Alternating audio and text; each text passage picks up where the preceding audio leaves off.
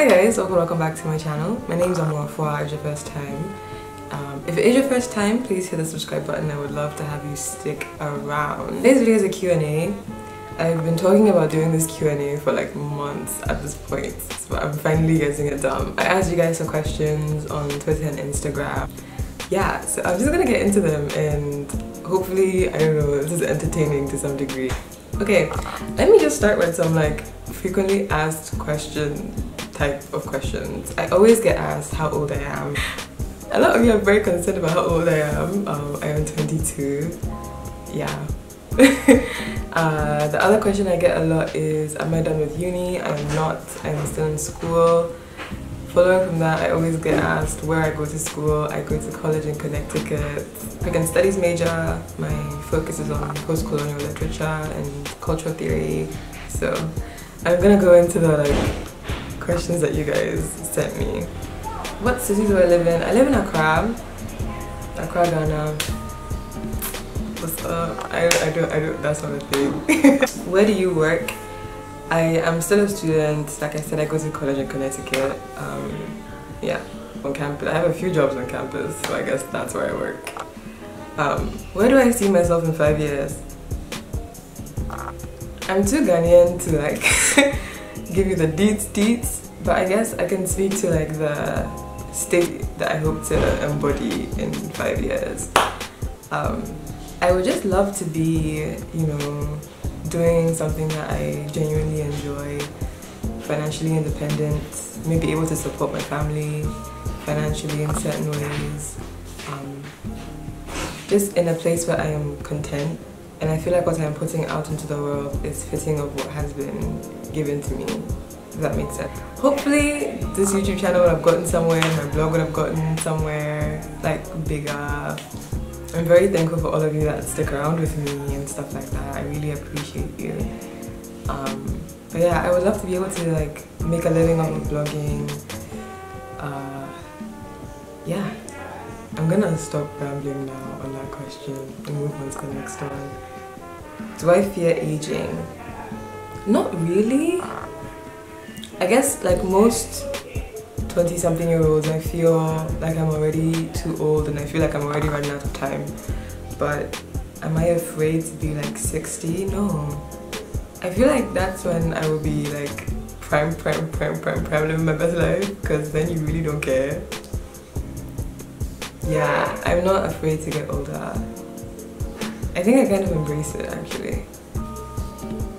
Do you think someone who hasn't seen you in 10 years will be surprised by how you turned out? I do. I think I would be surprised by how I turned out. Yeah, I think 12-year-old me would be very proud though.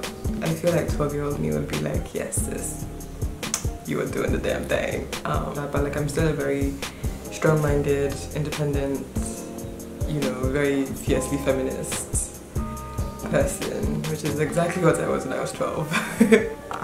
Have I ever suffered from anxiety or depression? Yes. The like most noticeable amount of time was when my freshman year of university. It was pretty bad. Like I think I was depressed, and because I was depressed I kind of became anxious, and for me it was like being in a new country, like a completely different culture. Like none of my family live in the States or anything.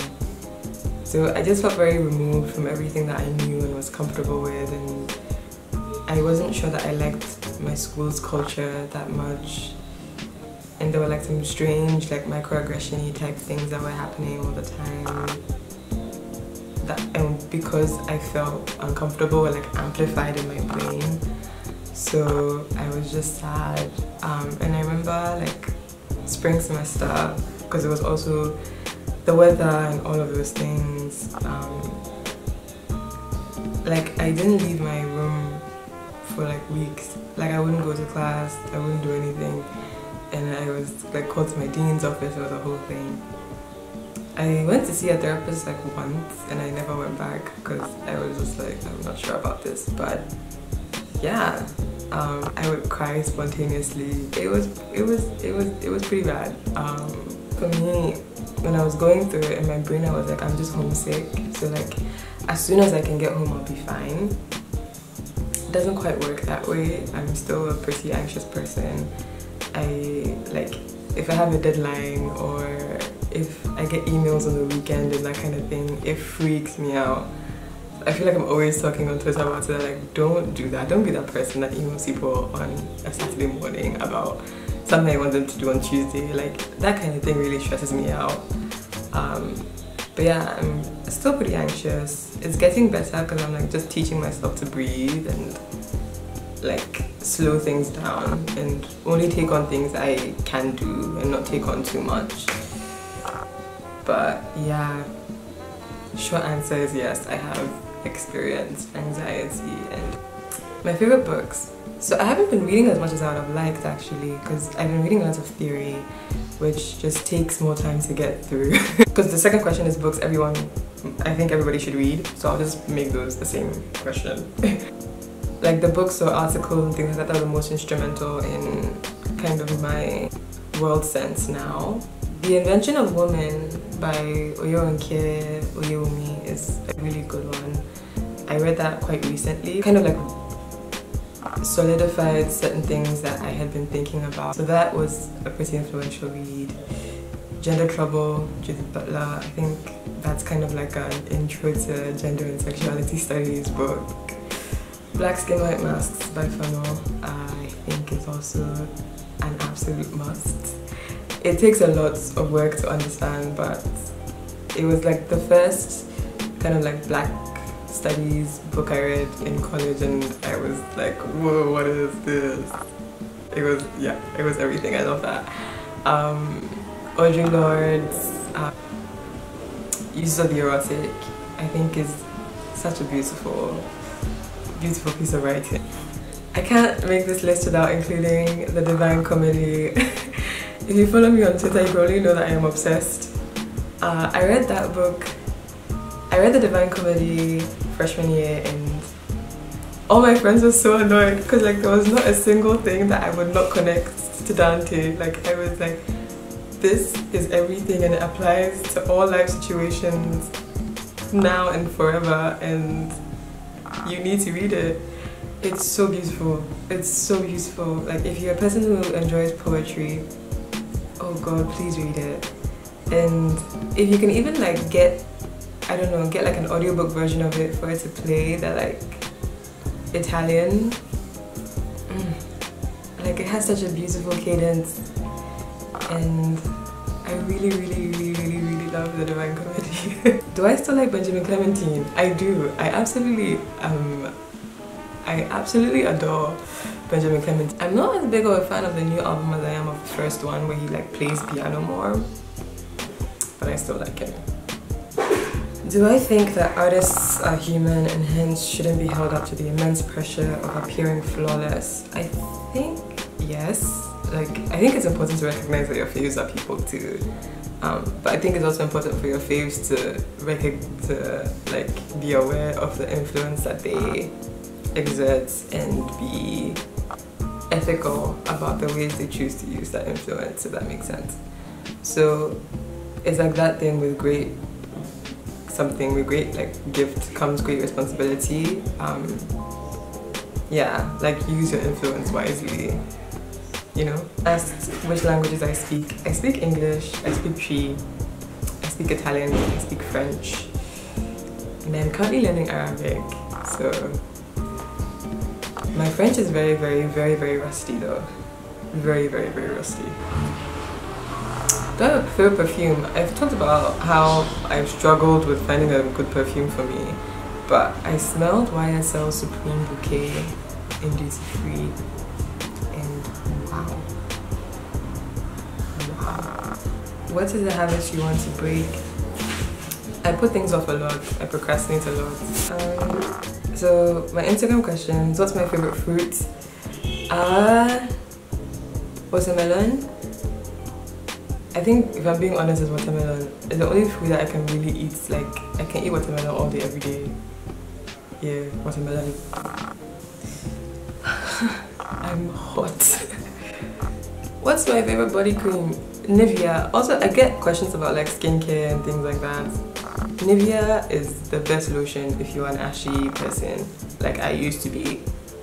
The like Nivea dry skin lotions will have you sorted. Like, look at me right now. I'm like low-key glowing, and this is just Nivea. It's the truth. When are you gonna start getting that influencer money? Yeah. I wanna know too, sis. I wanna know too. If y'all subscribe to my channel and get me to 1K so YouTube can start paying me, that would be nice. Don't play me, sis. How do you stay motivated and on track with your... By the way, your fashion is just heart eyes. Thank you. How do I stay motivated? I think for me it's really about recognizing that like where I want to be and like the things I want to have and the things I want to achieve, like they don't just happen. I think thinking about it like every day, like the person that you want to be is an accumulation of like everything you do, all your little decisions. So you can't wait for like $50,000 to like land in your bank account and then you're like, oh, I have some money. You know, it's like every $10 you save will eventually add up to that 50, if you understand what I'm trying to say. So it's like everything you do every day gets you like that much closer to where you want to be. Like it won't just happen. So you kind of need to be intentional about what you're doing every day. And I try to remember that. I don't always succeed, but I try to remember that. Someone asked if I believe in soulmates. I do. I don't think they're like purely romantic, but I do believe in soulmates, basically. In that I believe in that there are people that will like complement you in like an optimal way, if that makes sense. I also get asked if I'm like single or taken a lot. I am single. I wish the people who would ask me that question would ask me if they can send me money instead. Cash App link in my bio. Thank you. But thank you guys so much for watching this video. If you made it to the end, I really appreciate it. Thank you for sending me your questions. I will try to do Q&As more often. See you guys in my next video. Bye.